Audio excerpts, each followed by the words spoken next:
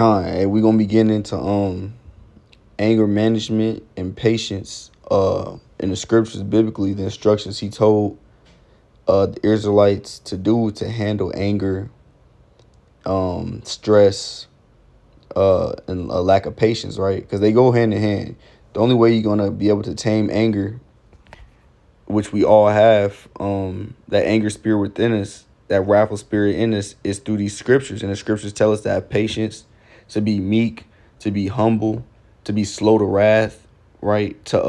They explain, the scriptures explain how to use your mind strategically to win your battles, right? You don't always need brute force to win a battle. You don't always need a bazooka, right? A giant gun, a big sword, an axe, right? The mind is the strongest weapon we possess, right? And what makes us so deadly is that we have the mind of the Most High, right? When we go through the scriptures biblically, and the Most High gives the spirit to understand what He's saying on how to move, right? Right. So let's get into it. This is the book of Sirach, chapter 30, verse 21. Give not over thy mind to heaviness. Afflict not thyself in thine own counsel. Right. So what does that mean? Right. He's saying, give not over thy mind to heaviness, which means don't give your mind over to bad thoughts. That's plain. Don't give your mind over to fear, right? You stressing out about a situation, right? You sad about what's an example? Losing a family member. You sad about relationship problems, right? Because all that is coming in your mind, right? There's gonna be 1,000 different thoughts in your mind. You can't, and we don't have the power to tame. We don't have the power to combat when you got 1,000 different thoughts in your mind, right? You in your mind, all you're gonna do is Satan just playing tricks on you, right? So that's why it says, get not over your minds to heaviness. Get out your own brain, right? Go do something. Go read. Go study. Go work out. Go jog, right? Don't give your mind over to heaviness, right? Don't give your mind over just to thinking about bad thoughts and turmoil, right? It says, afflict not thyself in thine own counsel, and that goes into you sitting down all in your head, on your mind, right, for lack of better words. Because it's like the Bible says, all men go through the same problems. So even I, right, at times I'll sit down for 30 minutes straight just thinking of bad stuff, right? And that's not gonna do nothing for nobody. That's not gonna do nothing for our kids, our wives. It's not gonna do nothing for our community, right? It's not gonna do nothing for the Most High, right? You just letting Satan, at that point, you just letting Satan use you as a punching bag, right? And a lot of the times when stuff like that happens, like, I'm gonna just be blunt. The so-called white man, when he afflicts himself in his own counsel, when he gives over his mind to heaviness, hey man, that dude, he jumps off of bridges, right? He jumps off of skyscrapers. He'll kill his whole family, right? He'll go shoot up a school, a public area. He'll go bomb a church, right? This is what happens when you give your mind on the heaviness, right? You let the devil play with your mind, and now you're at his will, right? And this is why. We're gonna jump to Jeremiah 17:9. It says, the heart is deceitful above all things and desperately wicked. Who can know it? Right? And when it's talking about your heart, it's talking about your mind. It says your mind is deceitful above all things and desperately wicked. Who can know it? Right? Because like the Bible says, we were born into sin. Right? It says our righteousness is dirty rags. So all throughout the day, we gonna have thoughts that's not of the Most High, right? And we gotta tame them with the scriptures. That's why it tells you we gotta meditate on the law day and night, right? So we can combat these bad thoughts we have, right? It says the heart is deceitful above all things, desperately wicked. Who can know it, right? So you can't just trust in your heart, right? You can't just trust what you feel is good. We don't know what's good, right? We have to look towards the scriptures and towards what the Most High say is good, right? And that's how you're gonna know which way to go, right? Which is the right path to choose, right? Let's go to Proverbs 3, verse 5 through 6. It reads, trust in the Lord with all your heart and lean not on your own understanding. In all your ways submit to him, and he will make your path straight. Right, and that's a good precept for that Jeremiah 17:9. Like it said, the heart is deceitful above all things, and that Proverbs 3 and 5 says, trust in the Lord with all your heart. So you're not supposed to trust in your own heart. Trust in your own heart, right? It says trust in the Lord with all your heart. You're supposed to trust the Lord's understanding and how he told you to do things and his instructions, right? It says, and lean not unto your own understanding, right? In all your ways submit to him and he will make your path straight. So in all our ways, we're supposed to submit to the Most High, and how do we do that? Keeping his commandments, keeping his laws, statutes, and judgments, and what he says, right? And he said, and then he's going to make your path straight. Because when you're doing that, that means you're making the right choices, right? Proverbs 16:18. And this is something we all struggle with. It says, pride goeth before destruction, and a haughty spirit before a fall. And when you go into the Blue Letter Bible, the concordance, the word haughty, the definition they give for it is arrogance and exaltation, right? And that goes to somebody disrespects you and you just off the rip, you're just full of rage. Who this nigga think he talking to? Who this B thinks he is? He talking to me like that? Do you know who I am? You know what I'm saying? That's that arrogant, prideful spirit we get, right? We boast ourselves above that what we are, right? That's why a lot of times you see in these road rage incidents, that the demon will hop on you so bad and give you that haughty spirit, that arrogant spirit, to where you'll hop out the car and run up on a stranger's car that you don't even know. That dude could be a damn mass serial killer. He could have a whole gun waiting to shoot somebody. He could be off 1,000 different drugs, and you think you about to just hop out your car and run up on a complete stranger and just beat him up with your bare hands. That's arrogant. That's dumb, man. Battles should not be fought like that. Real warriors don't fight like that. You know what I'm saying? You're going to strategize, you're going to analyze, you're going to know your enemy, you're going to know your opponent, you're going to know his weak spots. You don't know nothing. You just blindly running up on a car that you don't know who's in there, how tall he is, how big he is, how many people they got in the car. He might be a damn undercover officer, and you just running up on a random car, right? You're liable to get destroyed, shot, stabbed, beat up, jumped, ran over. You never know, right? I'm gonna read it again. Proverbs 16:18. Pride goeth before destruction, and a haughty spirit before a fall, right? So, brothers, we can't be haughty. We can't be arrogant and exalt ourselves, right? This Proverbs 16:32. It reads, he that is slow to anger is better than the mighty, and he that ruleth his spirit than he that taketh the city.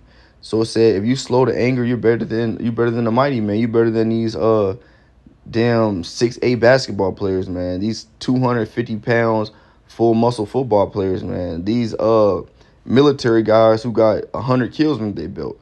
He said, if you slow to anger, you better than the mighty, and he that rules his spirit is one that taketh the city, right? Because when you can tame your anger and you can rule your spirit, you can calm your mind down. That's how you're gonna be able to win battles, right? And that's how the top warriors on earth be winning these battles, man. You know what I'm saying? You win a shootout. It's a big war going on, and you in the middle of a shootout. It's two armies, and it's bullets flying past your head, stuff blowing up, people's limbs getting blown off, right? You know what I'm saying? That'll bug somebody out, right, in the midst of all that. But if you're able to rule your spirit, calm your spirit down, right, you can be able to make strategic choices, right? You'll be able to get the wisdom and guidance from the Most High on what to do, right? Okay, I'm not going to go over there. Somebody's got blown up. I'm going to take 10 steps back and find cover, right? I'm gonna go over here and get some more ammo. I'm going to go reload, right? I see all these guys coming out. They don't see me over here, so I'm going to switch behind this angle and take and do this, right? Roughly, you know what I'm saying? Just off the dome type stuff. But you thinking strategically and calmly and be able to warrior spirit, right, and not get filled with anxiety and fear, right, and anger and wrath, you'll be able to make better strategic decisions, right? You know what I'm saying? Gervonta Davis talks about it all the time, right? He'll sometimes bait you into landing a punch just so you can get overconfident and he can land a counter strike, right, and knock you out, right? He does it all the time. Right, moving on. Proverbs 15:18. A wrathful man steward of strife, but he that is slow to anger appeases strife. Right, and the Most High tell us to not be wrathful, right? But it says, he that is slow to anger appeaseth strife. right? And when you like again, when you go into the Blue Letter Bible, the concordance, the word they used for this is the word appeaseth. The definition is to be undisturbed, to lie still, to be at peace, to be tranquil, right? And the best definition I got from that says to be undisturbed, right? When someone comes at you with strife and wrath and his folly is not going to be no benefit, because that if you read the Art of War, right, the top war generals, they tell you don't go to battle unless there's a benefit that comes from that, right? Don't go to war unless there's a benefit that's going to come from that war, right? Right? What's the point of going to war for no reason and losing 10,000 men, losing food, losing shelter, losing resources and ammunition? What's the point of it's no point in a pointless war, and our people have not figured that out yet, man. Right?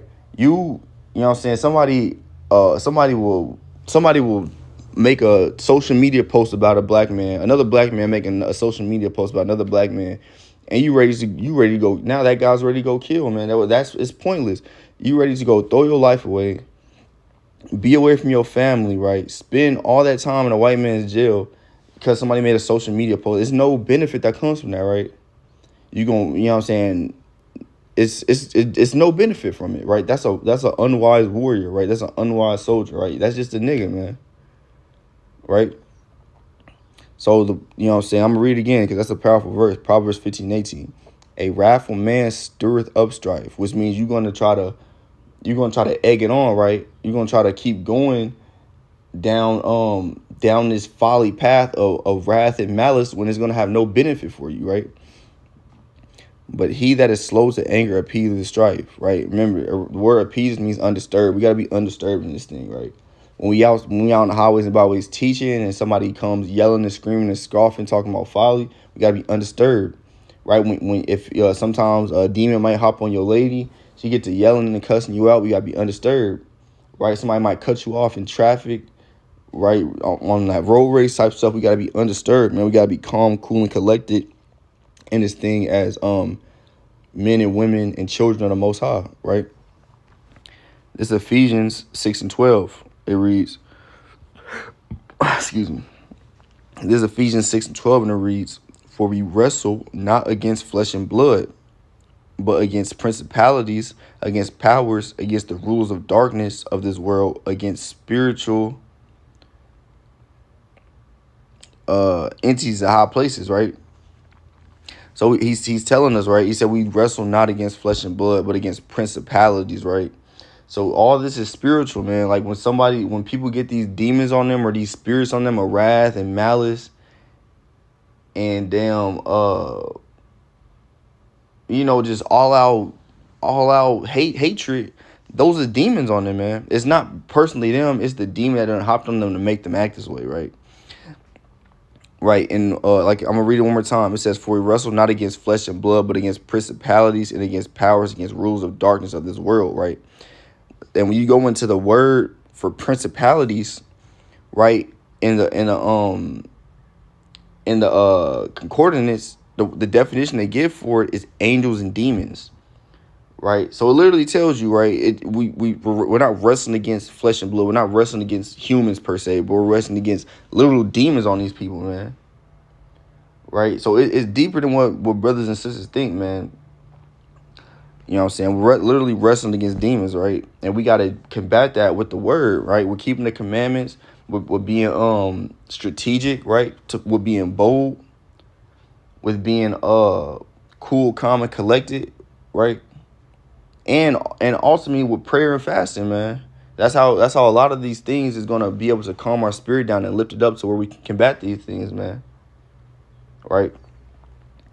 This is James 1:2. It reads, "Knowing this, that the trying of your faith worketh patience, but let patience have her perfect work, that you may be perfect and entire and wanting nothing," right? So I'm gonna read it again. It says, "Knowing this, that the trying of your faith worketh patience." Right? These trials and tribulations that the Most High put you through is going to work patience, right? And this is why he's doing it. He said, "But let patience have her perfect work." Being patient is a work of God, right? It's it's a combative tool to use in this world, right? So that you may be perfect and entire, wanting nothing, right? Because like the world even says that with time heals everything, which goes back to let patience have her perfect work, right? Just, you know what I'm saying, just chill out, man. Be patient. Study, read fast, right? Take care of your family, right? Be patient, man. Don't overstep the Most High's will for you, right? We should always want more as far as um being a better individual for the Most High, right? But as far as we stressing over being rich, we stressing over some women stress over getting a husband, some men stress over getting a wife. Like, it just says be patient, man. The Most High is gonna give you that in due season, right? And this is a perfect precept to go with that. This is Ecclesiastes 9:11. He says, I returned and saw under the sun that the race is not to the swift, nor the battle to the strong, neither yet bread to the wise, nor yet riches to men of understanding, nor yet favor to men of skill, but time and chance happen to them all. Right? So he's saying it don't matter how fast you is. It don't matter how strong you is. It don't matter how much money you got. It don't matter how much wisdom you got. It said no matter how much skills you got. He said time and chance happen to them all, right? Who gives out the time and chances, man? Yahweh Shem Yahweh, right? It's a precept in Sirach, I believe, that says the Most High doesn't change or store the times till said times be fulfilled, right? So it's not that brother or sister is so strong and mighty that he got what he got. It's because the Most High gave him the time and chance. He blessed him with that because that was the time he was supposed to get it. We all just living in the Most High's movie, right? It's nothing we can do to go across the timeline that the Most High has set for you. But don't think that he just has damn turmoil and bills and destruction and stress set for you. No, that's just something you're going through right now so you can work that perfect patience like he spoke of in the earlier scriptures I read.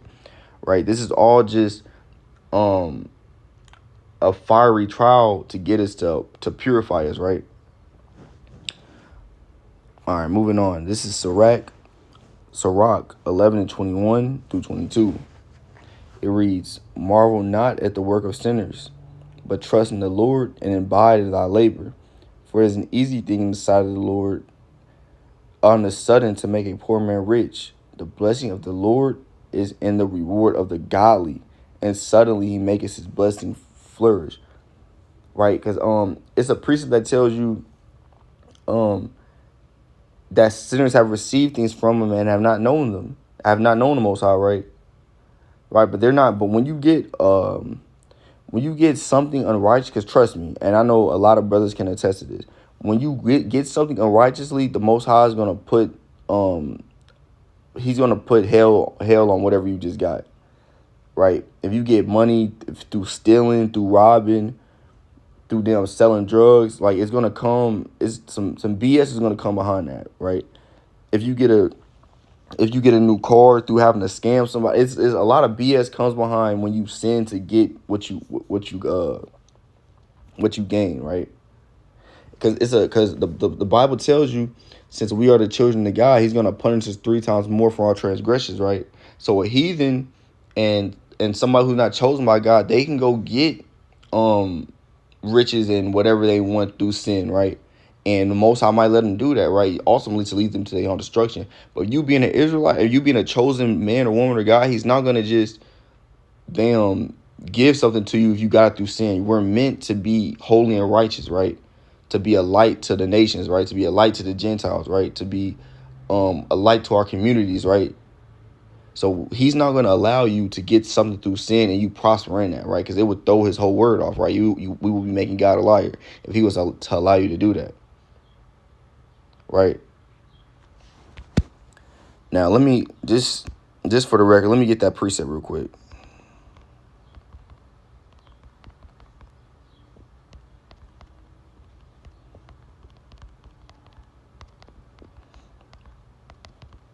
Because that's a real thing.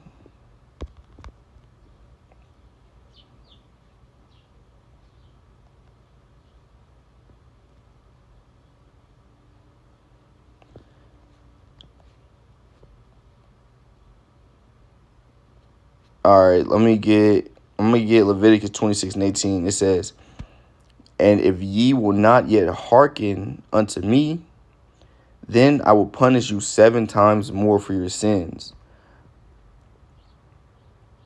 Right? So he's telling us that, man. He told us, like, if we don't listen to him, we're gonna get punished 7 times more for the sins we do, right? And that's in Leviticus. That's in the law that was given to Israel. Right, moving on. This is James 1:19. It says, "Wherefore, my beloved brethren, let every man be swift to hear." No, Salaki. Let me go back to that Sirach 11:21 and 22, because he said a lot in that. He says, "Marvel not at the work of sinners, but trust in the Lord and abide in thy labor." Right? So abide in your labor. Keep working hard. Keep reading. Keep studying. Keep fasting. Keep trying your best to be a better man, or woman, or child for the Most High. Right? It says, "For it is an easy thing in the sight of the Lord of the sudden to make a poor man rich." He said, of the sudden, right? You don't have, like, the Most High is telling us, it's an easy thing for him to make you rich on the sudden with a snap of a finger, right? You could wake up the next morning and have 50K in your account, 30K in your account, 10K in your account. He said that's an easy thing for him to do, right? Of the sudden, he can do it of the sudden, right? He said it's an easy thing, man. Right? And it says, "The blessing of the Lord is in the reward of the godly, and suddenly he maketh his blessing flourish."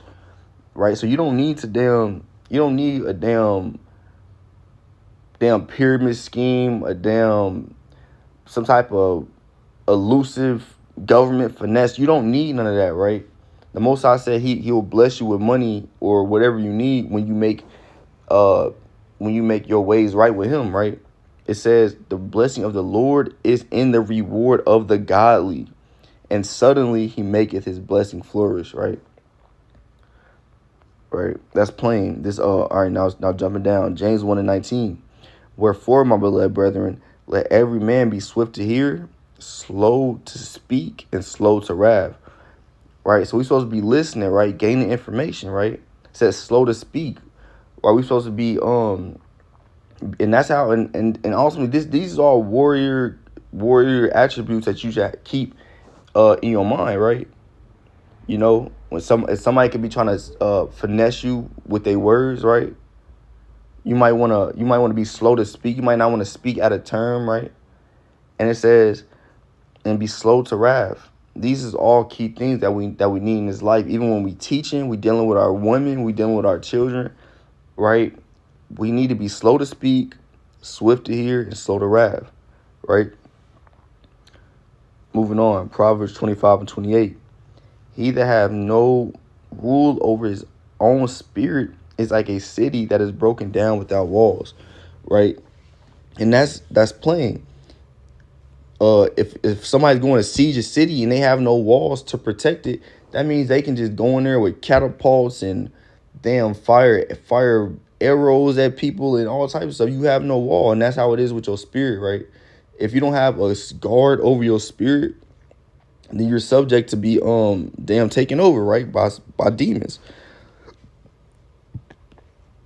That's why it tells you we should be sober minded, right? Because if you out in the middle of the night drunk out of your mind, right, are you gonna be able to defend yourself? Somebody could go in your pockets, take whatever you got. A lot of our brothers be high on drugs at parties, falling asleep at parties, getting violated. Like it's a lot of stuff, man. We have to be able to rule our own spirit, because if we not, we subject to anything. We subject to lust demons, hate demons, murder demons. You know what I'm saying? Somebody might slip something in your drink. You might smoke some laced weed or something. Right? We gotta be able to be strategic in this life, right? You know what I'm saying? We gotta be able to be circumspect on everything in this life, right? Moving on. This is the last precept. And this is last but not least, this is one of my favorite precepts. This is it's a precept for the warriors. It says, this Proverbs 16:7. "When a man's ways please the Lord, he maketh even his enemies to be at peace with him." Right? Because I don't know about other brothers, man. Like, trust me, I love action. You know know what I'm saying? I love fighting for my people, right? You know, so if I have to, I would, you know what I'm saying, do what I got to do to protect my loved ones, right? But I'm not trying to be, I don't know about other brothers. I'm not Esau, man. I'm not blood gory. I'm not trying to go stab, shoot them up, be fighting and arguing and yelling all days of my life, man. No, I like peace, man. I like to chill. I like to be around my families. I like to be around my brothers. You know what I'm saying? I like to have already, you know what I'm saying, us as Black and Hispanic men, women, and children, we already got enough damn problems as it is, man. I'm not trying to be damn have another 1,000 problems arguing with people and fighting and, you know what I'm saying, doing all this with people, right? But this is a perfect precept. It says, I'm gonna read again, Proverbs 16:7. When a man's ways please the Lord, he maketh even his enemies to be at peace with him. And that's what we want. We want peace, man. We want peace when we go to the job, right? We want peace with these bill collectors, man. We want peace with the police trying to damn take you out. You know what I'm saying? Like, and when our ways please the Lord, he's not even gonna have us even have to step foot in the realm of having to damn physically and mentally fight these people, man. Fight our enemies, man. He's gonna handle it, and we're gonna be at peace, right? But with that, you know what I'm saying, I want to just compel brothers to study more, fast more, pray more, have more patience, and try to take that anger and wrath far from their life, man. Far from their life. Shalom.